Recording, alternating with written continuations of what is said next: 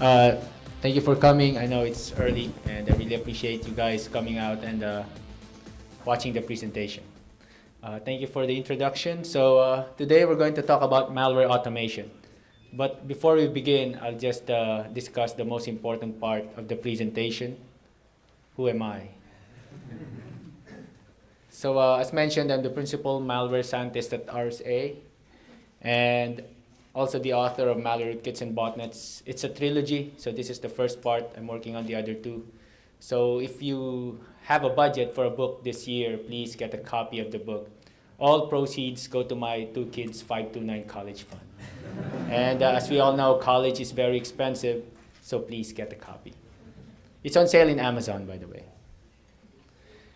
And as mentioned, I was with Dambala for 3 years, F-Secure for 3 years, and Trend Micro for 8 years. Trend Micro is where I started my career. They hired me fresh out of college, and then they trained me how to reverse malware. So I'm forever grateful for Trend Micro. And you can follow me at Twitter, send me a message, ask me questions. I'm always happy to help out. If it's an easy question, I answer immediately. If it's a little bit harder, sometimes it takes me time to answer. It takes me months or years, but I will answer your questions. And if you want to read my blog in RSA, that's the link, bit.ly tops blog. And about our team, we're called the RSA First Watch. We're a threat research team. You can follow us at RSA First Watch, and all our blogs are in blogs.rsa.com. All right, so about the talk. So today, I'm going to give you an over-the-shoulder view of how attackers create malware in an automated fashion. So for us to understand that, we would be discussing first the current state of malware, the attacker's arsenal, and then the creation process of an army of armored malware. And we will also discuss the advantages of automation, and then I will show you guys a demo. So I learned a hard lesson. I usually give live demos. I have a live demo here, but just in case, I have a video backup. All right, so the current state of malware. So as you can see here in this chart, this actually represents the total number of unique malware that has been discovered year on year. So this chart was updated last October 5th, and as you can see, compared to 2012, it's already like 60 million more unique malware that were discovered. But then again, there's a flaw in this chart, the way it represents uniqueness in malware. Because here, it represents uniqueness in malware based on hash. So that means if you get a malware file, add 1 byte at the end of that file, rehash it, then they would say it's a totally unique malware. But then again, it's just the same malware. So that's one thing that's wrong with this chart. But every year we get charts like this from our security providers designed to scare us, I think. But then again, all of these statistics here, they're real. And this only represents those that were discovered. It doesn't represent malware that hasn't been discovered yet. So a friend of mine, Mr. Solomon Sonia, when he presented in Hacker Halted, one of the figures he cited is that multiply this by 4, and that's the number of malware that hasn't been discovered yet. So before, when it comes to campaigns or malware outbreak, there's only one malware involved. So if you get a copy of that malware, create a solution for that malware, deploy the solution, you basically stop the malware outbreak. So that's the end of the story. So SQL Slammer, Melissa, I Love You, Worm, My Doom, all of those attacks were named after the malware because it was only one malware that was responsible for those attacks. But today, most of the attack campaigns that we see, they are using an army of armored malware. So it's not just one malware or one family of malware. They use multiple families to conduct their attack. The main concern of the attackers is the functionality of the malware. If the malware has the functionality they need, they will use it in their campaign. And if you stop one malware, you just stop that malware. The other malware that are in part of that campaign, they keep on doing their own directive, And if they're stealing information, they keep on sending information to the attackers. So how are they doing it? They have tools. So they have the DIY kits. They use armoring tools. And they also use AV scanners as part of their QA, which I will explain later in this presentation. So when I was starting my career, this was the first DIY kit that I stumbled upon. This was created by a 15-year-old kid. He was 15 years old during this time from Chicago. And this was really cool when the first time I saw this kit, because you don't need to have assembly language skills to actually create your own malware. Unlike before, if you want to create malware, you need to know assembly language skills. But here, you just need to know the command line. You can create your malware. And other groups, one which calls themselves PSMPC, also created their own. So the same concept. You just need to know the command line, and then you can create your own malware. Or during that time, virus. That's why VCL, Virus Creation Labs. Fast forward 10, 15 years, we get SpyEye, and we get SUSE. So the things that you need to take away from this presentation are the main differences between these two sets of kits. So the kits before, they were more about a pissing contest, like my kit is better than your kit. While the kits today, they're more geared for online crime, like stealing information, making money for the creators who bought the tools that they use in their campaign. It's more about cybercrime. And another thing that we need to remember also when comparing the kits of old to the kits of today is that VCL and PSMPC, they can only create finite number of malware samples. So if they can only create 20 samples, 50 samples, it's very easy to create solutions for those. You don't even need to reverse engineer the kit. You just need to generate all those samples, and then you can solve them. That's why they were cool, but they were not that hard to stop. We could create signatures for all of those in one day. But with SpyEye and Zeus, virtually, they can create infinite number of unique malware samples. That's because they use time as a seed. So as long as time exists, they would create unique infinite malware samples. So the only time they won't create a unique malware sample is that if the universe ripped and we're all back into being stardusts. So armoring tools. So most of the DIY kits, they already offer some sort of armoring or protection for the malware. But of course, the attackers won't rely solely on the protective mechanisms being offered by the DIY kits. So they use armoring tools as well. So one of the most popular armoring tools are packers. So we have different packers. We have UPX, we have PE Lite, the media and all that. And some of them, like for this one, these are just based on free modules that you can Google. And most attackers, they would just create a fancy GUI out of those publicly available modules, and then they would sell this in different hacker forums. And some script kiddies would actually buy this for like $10, $15 a pop.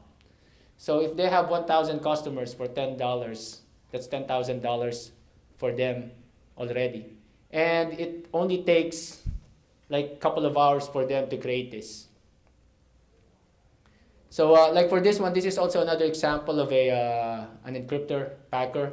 But this one offers additional options. So as you can see on the right, it says there it can compress resources. It has anti-debugger crack. It can compress icons. Most of these features actually work. But some of them, they don't work. But some of the buyers of these tools, they really don't check. So for me, the way I analyze all of this is that I have a pawn file. So I would subject that pawn file to each of these options. But then sometimes when you look at it, it's just garbage of code. They just add garbage of code. Sometimes it's all of them are only like NOP operations, XOR a register, and then that's it. But still, some people would buy this. But of course, that doesn't mean that some of the options here don't work. Some of the more important ones, they really work, and they give researchers and security products a hard time, especially when when it comes to analyzing and reversing malware. So another armoring tool, like for this one, Indetectable.net, some people, if they don't have access to those tools that I mentioned, you could go online and then get services like this. So Indetectables.net, when I was doing my research on this was free. But now you need to have a certain code, and you need to know the secret URL so that you can access this website. So what it does, it asks you to upload your files, and then it would give you an encrypted version of it. But of course, if I were a customer of this one, I would think twice about uploading my files, because then there's nobody or nothing stopping them from keeping those files that I'm uploading to their website. Because number one, I don't know who owns the websites, but still, people would actually get the services of these websites. And in underground, you could actually sell malware samples for 1 cent or even to $1, depending on how sophisticated that malware sample is. So if they're able to gather 1 million malware samples, then they just encrypt it, send it to sell it in the underground for 1 cent. That's a lot of money for these people who are running the website. Plus, having services like this, you're actually victimized in 3 ways. So number one, you just gave them your file, and number two, you just gave them your credit card number so that you could get the key codes and the secret URL to license their website. Plus, they charge you 10, 15 euros for that access. So you're actually been victimized 3 times. So another armoring tool is it's called the file joiner and an exe bundler. So these 2 tools, I always call them the information routine converted into a tool. So before, most infection routine are built into the viruses or into the malware, because their main concern is to infect all the files in the system. So if they happen to infect a very popular program, somebody would copy that, transfer it to a diskette, and then that diskette would be lent to a friend, and then that friend would put in the PC, execute that program, and then the PC would get infected. But of course, nowadays, malware writers don't concern themselves with infection routines. But if they're going to spread their program all over the world and make it enticing, they use these kinds of tools to bundle their program with very popular applications. So I don't have a screenshot here, but there are tools also like this that are for Android apps. So you just write your own malicious Java code and then bundle it with an Android app, and then you can post it in third-party Google Play locations.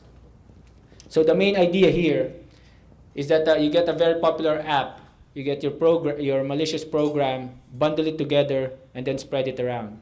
You could post it in file sharing websites, you could use a peer-to-peer program, or whatever ways you want to share your program, as long as it's very enticing. Now, when this tool first came out, software publishers, what they did is that they started posting the hash of their software that users download. But then, of course, if their website is not secure enough, nobody's preventing the hackers, or I should say, hackers are good people, the attackers, from compromising their website and changing the hash to reflect the hash of their creation bundled with the legitimate software. So AV scanners. AV scanners, they're used for quality assurance purposes. Now, if it's a highly funded attacker group, they could have different virtual machines that have different security products installed so that they could submit all their creations there and see whether it's detected or not. And some of them even have security appliances that they have in their lab, depending on how much money the sponsor has. But for this one, if you don't have all of that resources, some of them just use a multi-AV scanner. So this one actually downloads all of the engines from popular vendors and then subject their malware creation here to check whether it's detected or not. It's like an on-premise virus total. But then again, the disadvantage of using this tool is that when they remove some of the features that cause all of these AV engines to actually have conflict when they're installed on the system, they also remove the dynamic scanning features.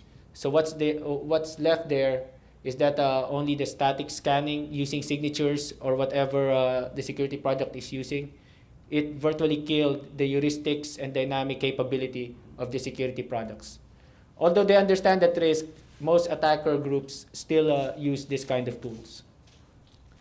Now, if they're small-time attacker and they don't have money or don't have $10 to buy that tool, they could always go to sites like this, like VirusTotal, NoVirusTanks, and VirScan. But the most popular one that I've always seen used is NoVirusTanks. It's because of the option there that says do not distribute the sample. But then, of course, even if you take that, there's no way of saying that they're really not distributing it to AV companies. Probably there's a EULA there somewhere that says, even if you take this, if you find this to be detected by 5 or more AV vendors, we will automatically submit this to security companies. But then, of course, some attackers, they would actually risk it. Because the fact of the matter is that most security companies, they receive hundreds of thousands of samples a day. And like our keynote this morning, prioritization is important if you cannot do it, if you cannot do everything. So nobody can process hundreds of thousands of samples a day.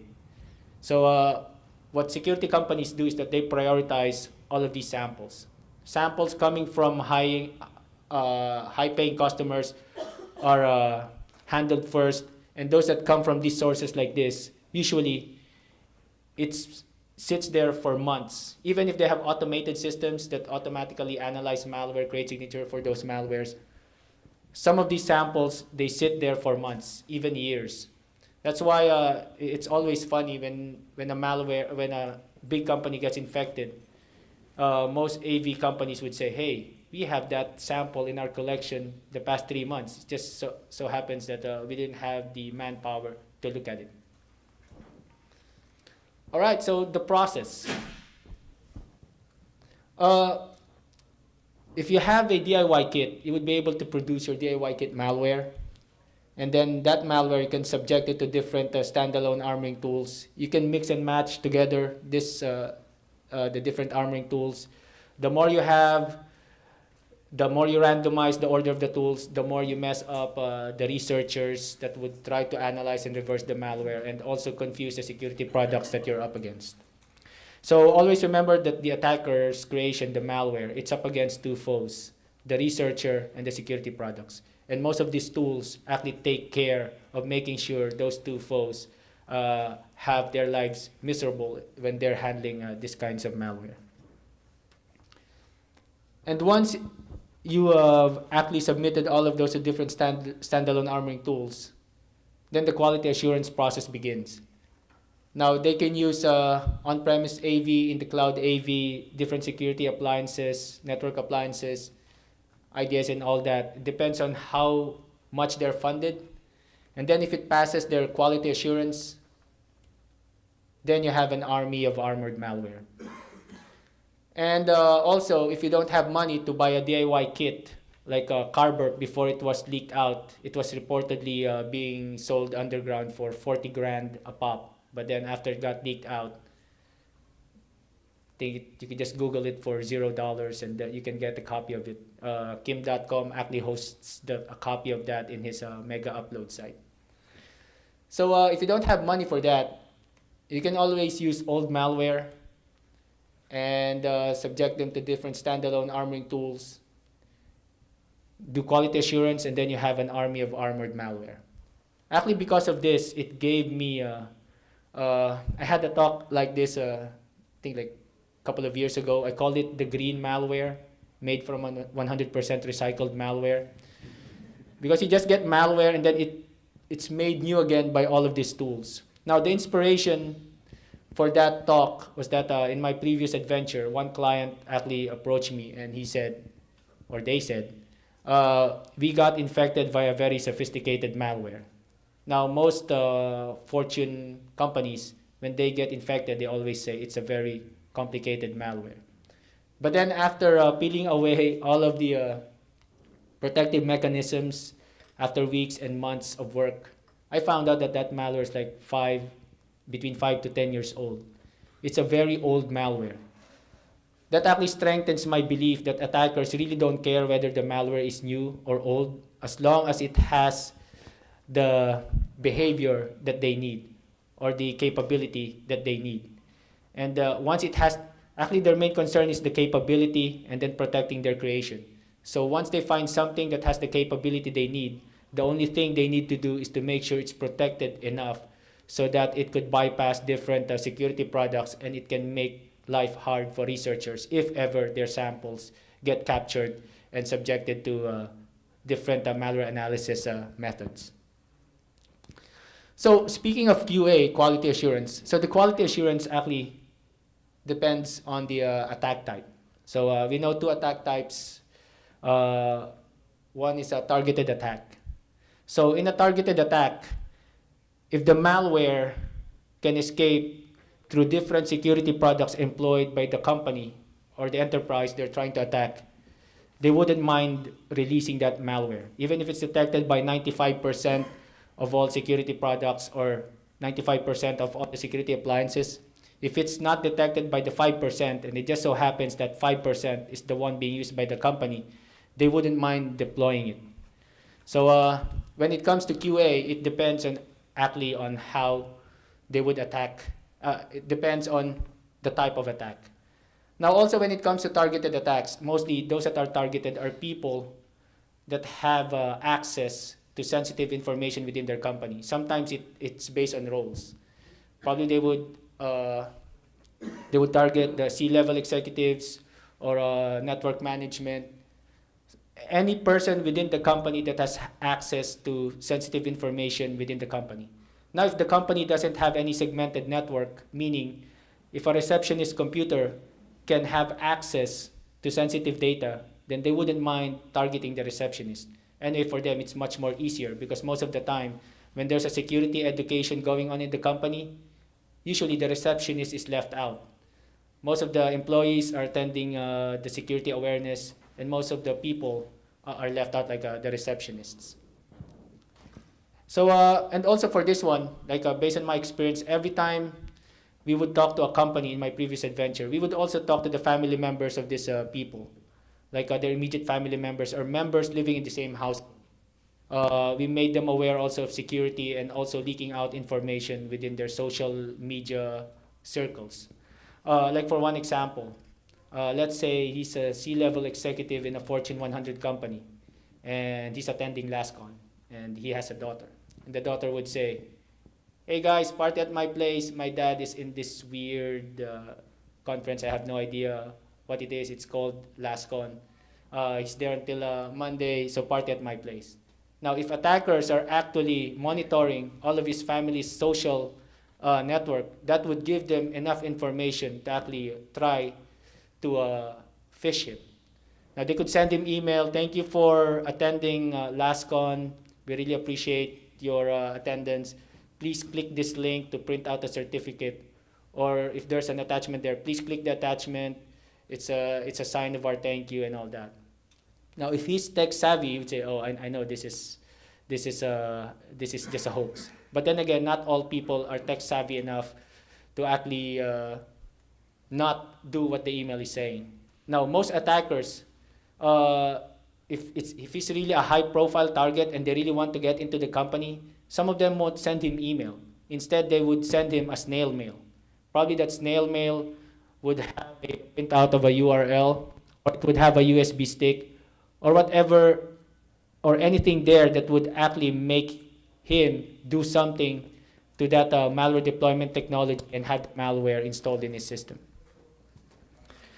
And of course, another attack type is opportunistic attack. So every time I think of opportunistic, it reminds me of Oprah Winfrey. You know how in her show, she always says, "Too bad I'm not Oprah, or else I would tell you guys, you get a car, you get a car, you get a car." And all of you will be this happy. So she likes to give away stuff to everybody. So opportunistic attack is like that. The attackers spread the malware and they really don't care who gets infected. At the end of the day, they just check their control panel and see how many they get infected. And if it's an opportunistic attack, when it comes to quality assurance, now they're more concerned about their creation not being detected by most security products and security appliances. And once they become successful, of course, they're all happy. They reap the rewards of stealing all of those information from the compromised machines. So why are they doing this? Exponential effect. The more you have, the more chances of you winning.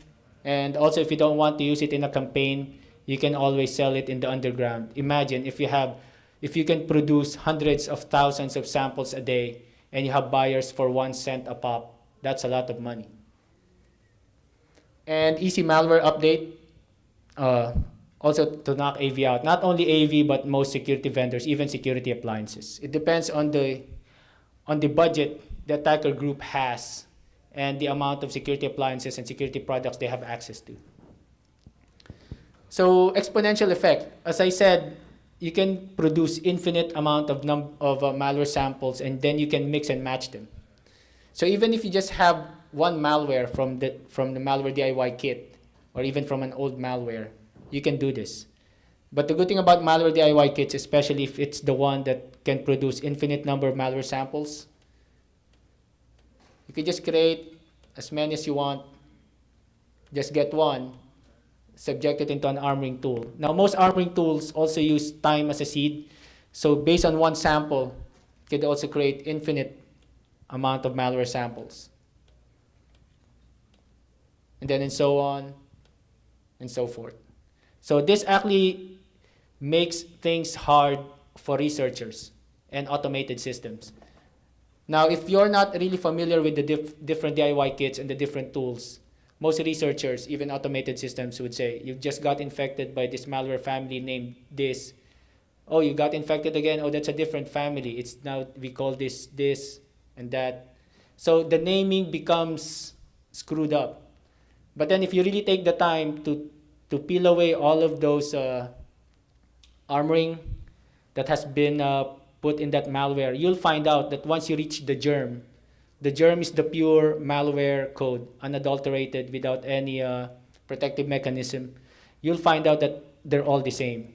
Like in one day, the samples you see, like the 50,000 samples, they all boil down to just one germ.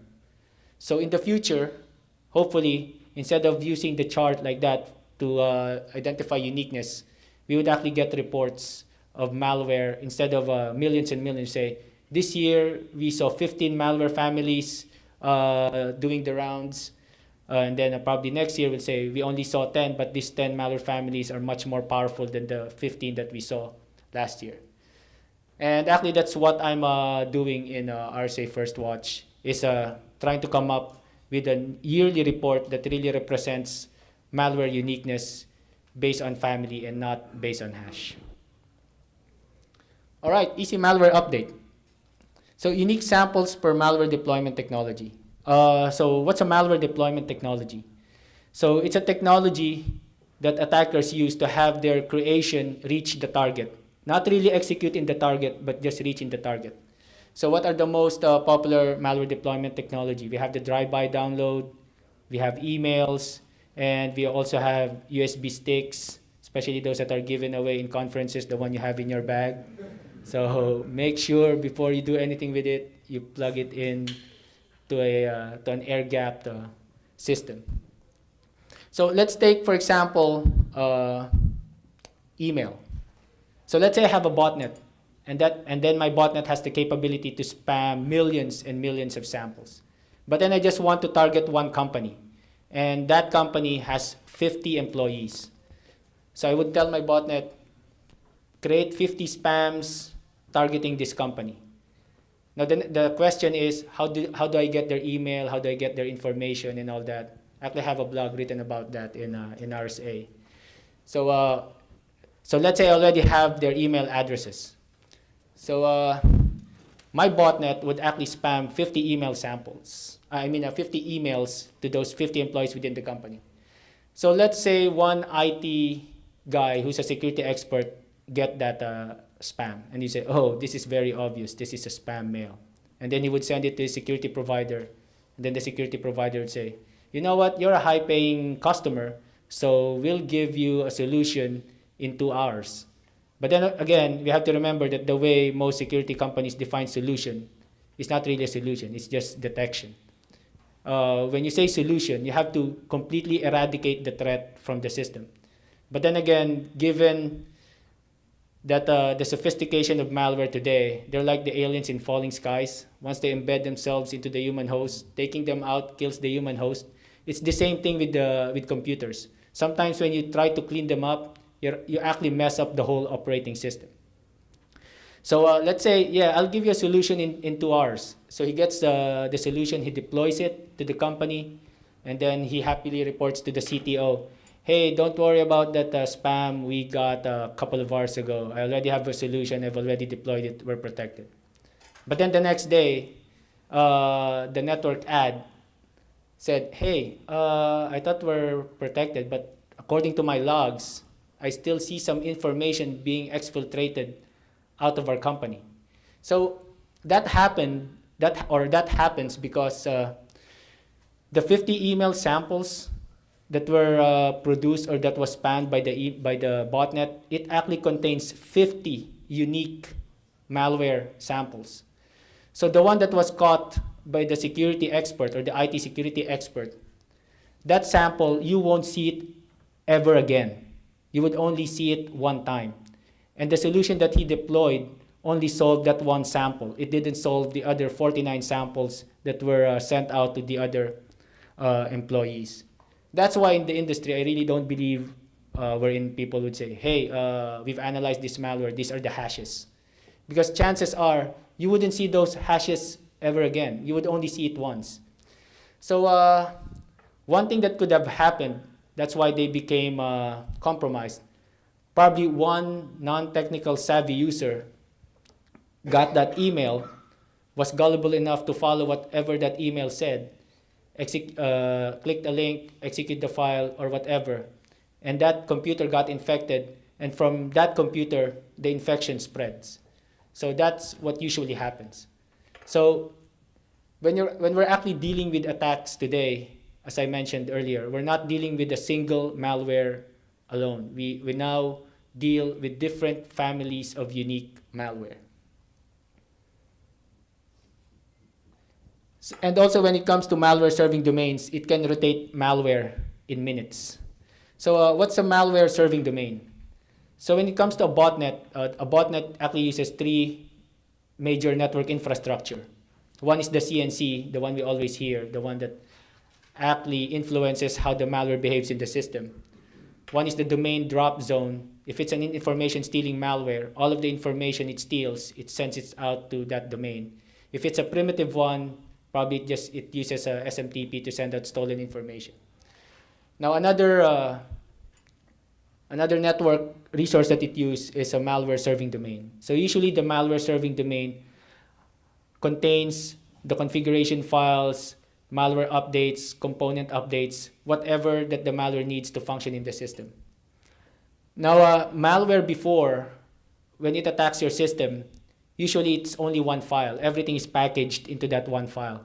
But malware today, they're made out of different components. You have the rootkit component, the one that's responsible for hiding the malware.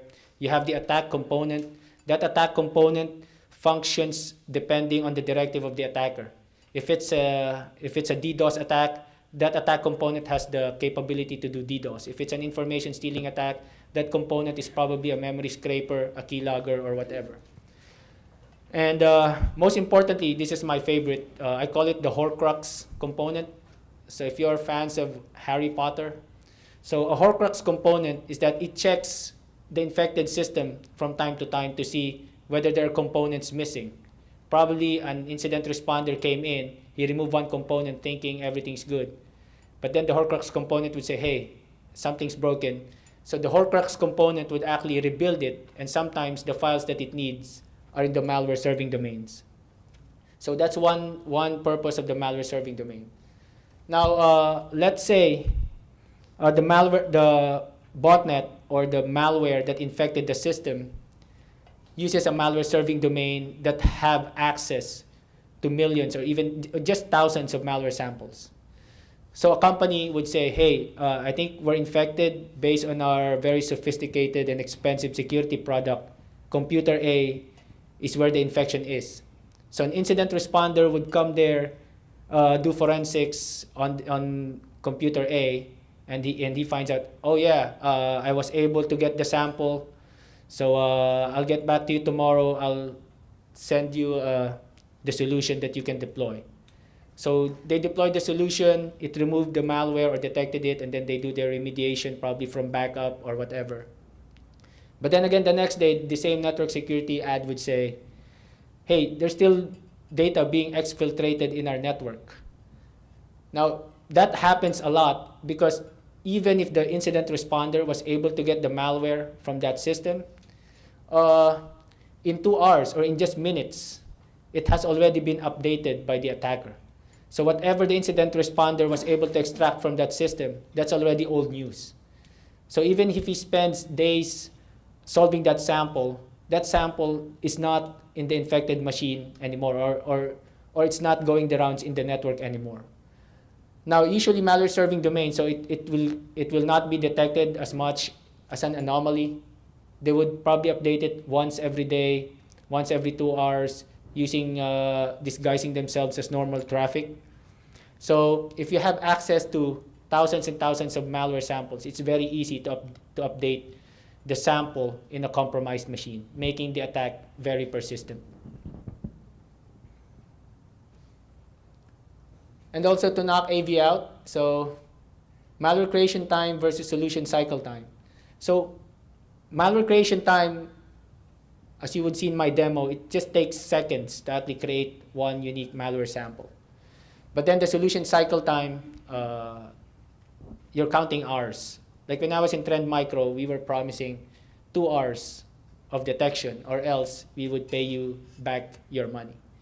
So seconds, hours, it's a losing end for security vendors.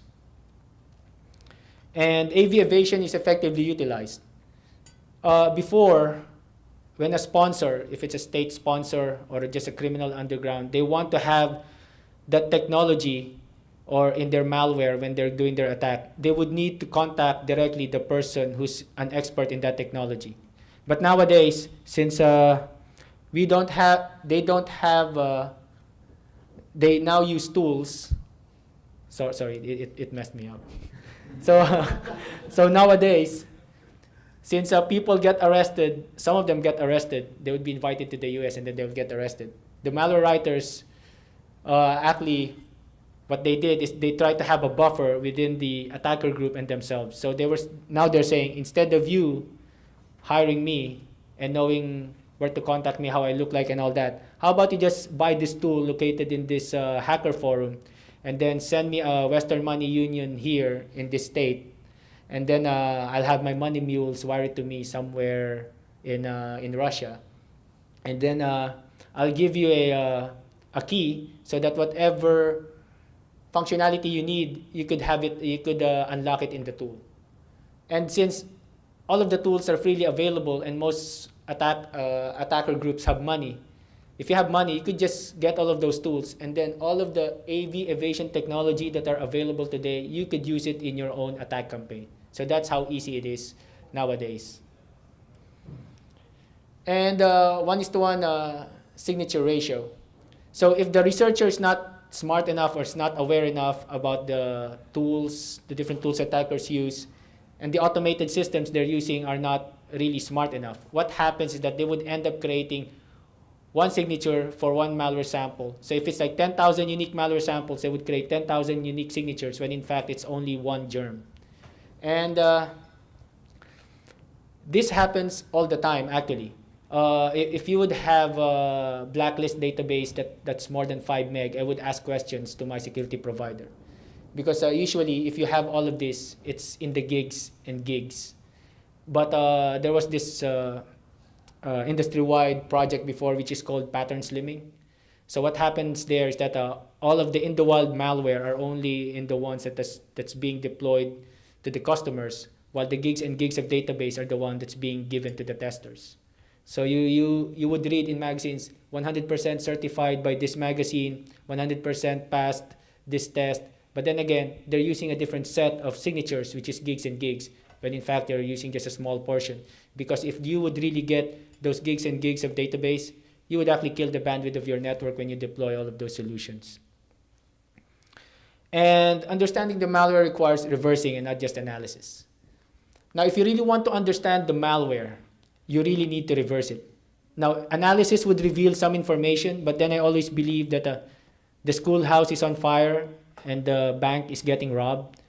So sometimes malware would exhibit the most obvious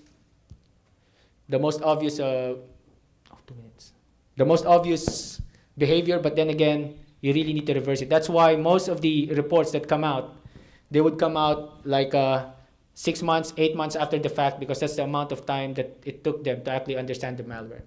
Like for me, if I have a reversing project, if it's a very sophisticated malware, it takes me weeks, even months to actually reverse that malware. So reversing is easier said than done. All right, so we only have 2 minutes. So this is how you create malware. This is in real time, and this is just using a very slow system. So here we would use Zeus. So everything is pre-configured. You just need to turn it on, your automated scripts and all that, and then it could create samples for you. Now the one on the right, you would see just created one sample. Now if you have kids, you could watch your kids' baseball game, basketball game, come back, you'll see thousands and thousands of malware. If you work for the government, you have this running in your government office, the government shuts down, you got furloughed, come back after 16 days, this would still be running and you would have thousands and thousands of malware. So that's how easy it is to create malware samples. Well, I was explaining that it already created 8 unique malware samples. Now when I say unique, this is not unique in hash. It's unique, this is just Zeus. So behavior is the same across the board, but then how it looks on disk and in memory is totally different from one generation to another. Now, so if you're not familiar with the kits, you would say it's a different family altogether. And then you add armoring, it messes things up. Like this armoring, it doesn't use time and date as a seed, it uses random keys. But then again, the number of combinations is in billions and trillions. So it's still like having infinite amount of a malware sample. This one also has added features. It has anti-sandbox technology and all that cool stuff.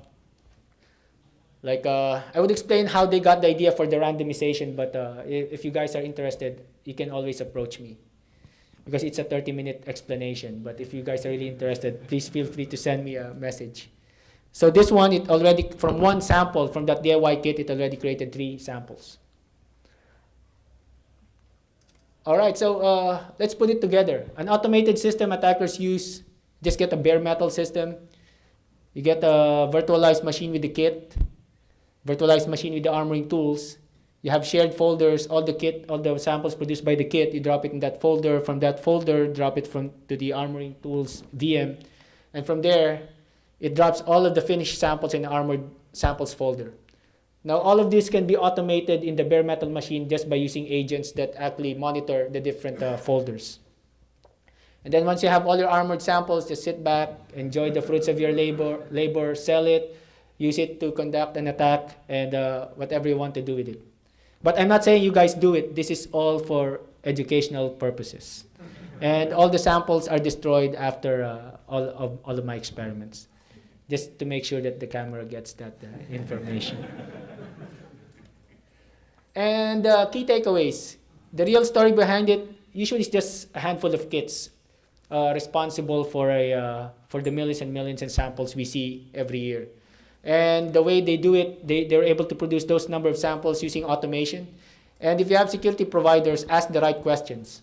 So don't just take their word for it, ask the right questions. Now, if they're going to conduct demonstrations within your company, don't let them conduct demo using their own samples. You have to have samples of your own. Probably samples that you were able to collect in your own network, or samples you were able to collect from industry contacts, and then have them try that. because those samples you have, they usually represent real world scenario. And a new solution is needed, so signature-less detection. So I'm actually working on one solution right now utilizing machine learning. It's a year-long project. Hopefully it works, so I won't get fired. And instead of analyzing the malware samples themselves, we need to go after the tools and not the creation. Analyze, reverse engineer the tools, reverse engineer the kits. But then again, it's easier said than done.